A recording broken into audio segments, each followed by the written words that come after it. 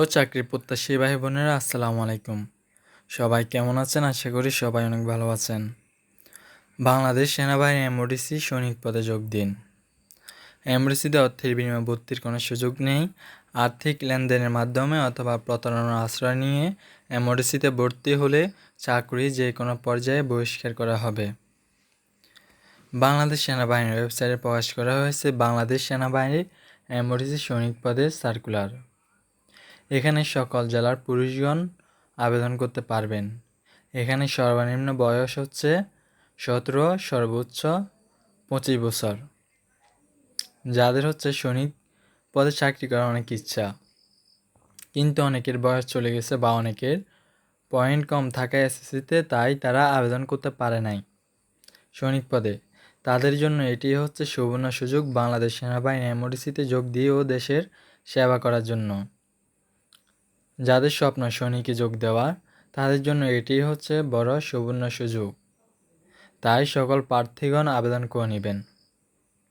এখানে মাত্র কয়েকটি জেলার প্রার্থীগণ আবেদন করতে পারবে। এখানে 34 জেলা দেওয়া আছে, ওই 34 জেলার প্রার্থীগণই হচ্ছে আবেদন করতে পারবে।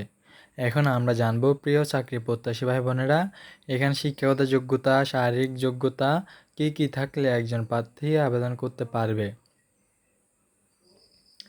এখানে বাংলাদেশ সেনাবাহিনীর এমওডিসি পদে আবেদন শুরু হচ্ছে 14ই আগস্ট, আবেদন শেষ হচ্ছে 10ই সেপ্টেম্বর। এরপরে হচ্ছে আবেদন। একজন প্রার্থী প্রয়োজনীয় যোগ্যতা সাপেক্ষে সাধারণ জিডি এবং কর্নিং ট্রেডে আবেদন করতে পারবেন। এছাড়া এমওডিসি সদস্যদের সন্তানগণ এমএস প্রার্থী হিসেবে আবেদন করতে পারবেন। সকল ক্ষেত্রে অনলাইনের মাধ্যমে আবেদন করতে পারবেন। প্রতি আবেদন অনুকূলে সর্বমোট 300 টাকা করে, ভর্তি পরীক্ষার ফি বাবদ 200 এবং অনলাইন রেজিস্ট্রেশন ফি বাবদ 100 টাকা পরিশোধ করতে হবে। যোগ্যতা: বয়স: 2 নভেম্বর 2025 তারিখে বয়স সর্বনিম্ন 17 বছরের কম এবং 25 বছরের বেশি হবে না। এফিডেভিট গ্রহণযোগ্য নয়। এখানে হচ্ছে যাদের বয়স 2 নভেম্বর 2025 সালের ভিতরে, যাদের হচ্ছে জন্ম তারিখ, তারা হচ্ছে অর্থাৎ 2 নভেম্বর 2025 তারিখের ভিতরে যাদের 17 বছর পূর্ণ হবে, তারাই হচ্ছে আবেদন করতে পারবে বাংলাদেশ সেনাবাহিনী এমওডিসিতে। এখানে দুইটি ট্রেড আছে, একটা হচ্ছে জিডি আর একটা হচ্ছে সিএলকে, তার মানে কর্নিং ট্রেড, আর জিডি হচ্ছে সাধারণ ট্রেড। এবার আসি এই দুইটাতে আবেদন করতে এসএসসিতে কত পয়েন্ট থাকলে একজন প্রার্থী আবেদন করতে পারবে। জিডি ট্রেডে 2 পয়েন্ট পেলেই একজন প্রার্থী আবেদন করতে পারবে, আর কর্নিং ট্রেডে 3 পয়েন্ট পেলেই একজন প্রার্থী আবেদন করতে পারবে। এরপর এখানে আসি উচ্চতা। 1.68 মিটার অর্থাৎ 5 ফুট 6 ইঞ্চি। বিভিন্ন ক্ষুদ্র নৃগোষ্ঠী ও সম্প্রদায় ব্যতীত বিভিন্ন ক্ষুদ্র নৃগোষ্ঠী ও সম্প্রদায়ের জন্য 1.63 অর্থাৎ 5 ফুট 4 ইঞ্চি। ওজন 49.90 কেজি অর্থাৎ 110 পাউন্ড। বুকের মাপ স্বাভাবিক অবস্থায় 0.76 মিটার 30 অর্থাৎ 30 ইঞ্চি এবং স্ফীত 0.81 অর্থাৎ 32 ইঞ্চি হলেই একজন প্রার্থী আবেদন করতে পারবে। একজন প্রার্থীর চোখের পাওয়ার থাকতে হবে 6/6। বর্ণাঢ্য গ্রহণযোগ্য নয়। স্বাস্থ্য পরীক্ষা যোগ্য থাকতে হবে, অর্থাৎ তার শারীরিক কোনো অযোগ্যতা বলে বিবেচিত হলে তাকে ওইখান থেকে অযোগ্যতা বলে বাহির করে দেওয়া হবে, অর্থাৎ বাতিল করে দেওয়া হবে। সাঁতার সকল পুরুষগণই জানতে হবে। 50 মিটার অন্তত সাঁতার কাটার যোগ্যতা থাকতে হবে। বৈবাহিক অবস্থা: অবশ্যই একজন প্রার্থীর ক্ষেত্রে অবিবাহিত হতে হবে। বিবাহ বা বিপত্তিক বা ডিভোর্সে অথবা কোনো প্রকার ভুল বা মিথ্যা তথ্য প্রদান করা হলে আইনানুগ ব্যবস্থা গ্রহণ করা হবে। এরপর আসি প্রিয় চাকরি প্রত্যাশী ভাই বোনেরা, এখানে একজন বাংলাদেশ সেনাবাহিনী এমওডিসিতে ভর্তি হতে হলে কি যোগ্যতা থাকতে হবে, অর্থাৎ কি পরীক্ষা হয়। স্বাস্থ্য পরীক্ষা অবশ্যই একজন প্রার্থীকে পাস করতে হবে। এরপর হচ্ছে শারীরিক পরীক্ষা, লিখিত পরীক্ষা, বাংলা, ইংরেজি, গণিত, সাধারণ জ্ঞান ও বুদ্ধিমত্তা ও সাক্ষাৎকারের মাধ্যমে যোগ্য প্রার্থী নির্বাচন করা হবে। প্রশিক্ষণ এমওডিসি সেন্টার অ্যান্ড রেকর্ডসের সিদ্ধান্ত অনুযায়ী 6 মাস মেয়াদী মৌলিক সামরিক প্রশিক্ষণ গ্রহণ করতে হবে। ট্রেডের বিবরণ এমওডিসিতে আবেদনের জন্য ট্রেডসমূহ বিবরণ নিম্নরূপ। পরীক্ষার কেন্দ্র MODC centre and records, Rajendrapur সেনানিবাস, কর্নিক, জিডি দুইটারই পরীক্ষা ওখানে হবে। এরপর কোন কোন প্রার্থীগণ আবেদন করতে পারবে না? নিম্নবর্ণিত প্রার্থীগণ আবেদন করার জন্য উপযুক্ত বলে বিবেচিত হবে না: সরকারি চাকরি হতে বরখাস্তকৃত, ফৌজদারি মামলা দণ্ডপ্রাপ্ত, সামরিক প্রশিক্ষণ প্রতিষ্ঠান হতে প্রত্যাহারকৃত বা বরখাস্তকৃত।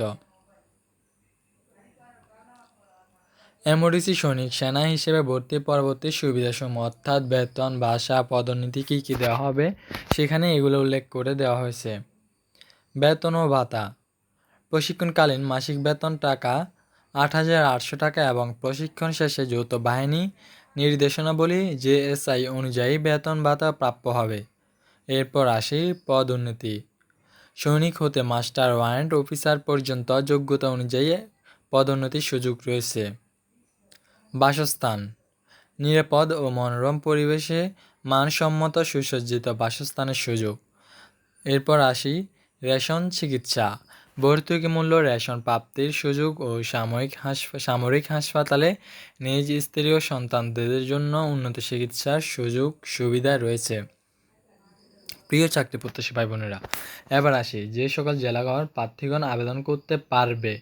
যে জেলার প্রার্থীগণ নাম বলবো, মাত্র ওই জেলার প্রার্থীগণ আবেদন করতে পারবে, এর বাইরে কোনো প্রার্থী আবেদন করতে পারবে না। তাহলে বন্ধুরা আমরা জেনে কী কী জেলা রয়েছে: ঠাকুরগাঁও, নীলফামারী, বগুড়া, নওগাঁ, চাঁপাইনবাবগঞ্জ, রাজশাহী, সিরাজগঞ্জ, পাবনা, কুষ্টিয়া, ঝিনাইদহ, সাতক্ষীরা, খুলনা, পিরোজপুর, ভোলা, পটুয়াখালী, বরগুনা, নেত্রকোনা, ময়মনসিংহ, শেরপুর, জামালপুর, কিশোরগঞ্জ, ঢাকা, গাজীপুর, নরসিংদী, নারায়ণগঞ্জ, মুন্সিগঞ্জ, ফরিদপুর, মাদারীপুর, শরীয়তপুর, সুনামগঞ্জ, সিলেট, মৌলভীবাজার, হবিগঞ্জ, ব্রাহ্মণবাড়িয়া, কুমিল্লা, চাঁদপুর, লক্ষ্মীপুর, নোয়াখালী, ফেনী, চট্টগ্রাম, কক্সবাজার, রাঙ্গামাটি। প্রিয় বন্ধুরা, এই সকল জেলার প্রার্থীগণই একমাত্র আবেদন করতে পারবে সেনাবাহিনী এমওডিসি, জিডি অ্যান্ড কর্নিক। এরপর আসি আবেদন করার জন্য মোবাইল মাধ্যমে আবেদন করতে হবে, ঠিক আছে, বা কম্পিউটার দোকানে গেলে ওইখানেই আবেদন করতে পারবে। এরপর আসি 8 নাম্বারটা অনেক গুরুত্বপূর্ণ। প্রার্থীর অ্যাপ্লিকেশন কোড হারিয়ে বা ভুলে গেলে অথবা জরুরি প্রয়োজনে কল করুন ট্যাপ হেল্পলাইন 16733 এই যে কোনো অপারেটর থেকে, অথবা ইমেল করুন armyrecruitment@tabbery.com, ঠিক আছে। তো এখানে একটা বিষয় ভালোভাবে খেয়াল রাখবেন, যেন জেলা কোড দেন হচ্ছে মোবাইল নাম্বারটা যেন ভুল না হয়। এই দুটা ভুল না হলে আপনার মেসেজ আসবে, আর যদি ভুল হয় তাহলে মেসেজ আসবে না।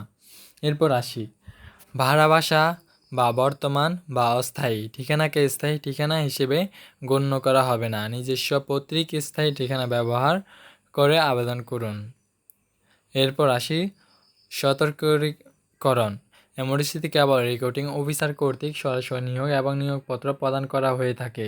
এমওডিসিতে নিয়োগের জন্য প্রতারক বা দালালদের কবল হতে সতর্ক থাকুন। কেউ আর্থিক লেনদেন সহ কোনো প্রকার প্রতারণা করার চেষ্টা করলে তাকে নিকটস্থ আইন প্রয়োগকারী সংস্থার নিকট সোপর্দ করুন।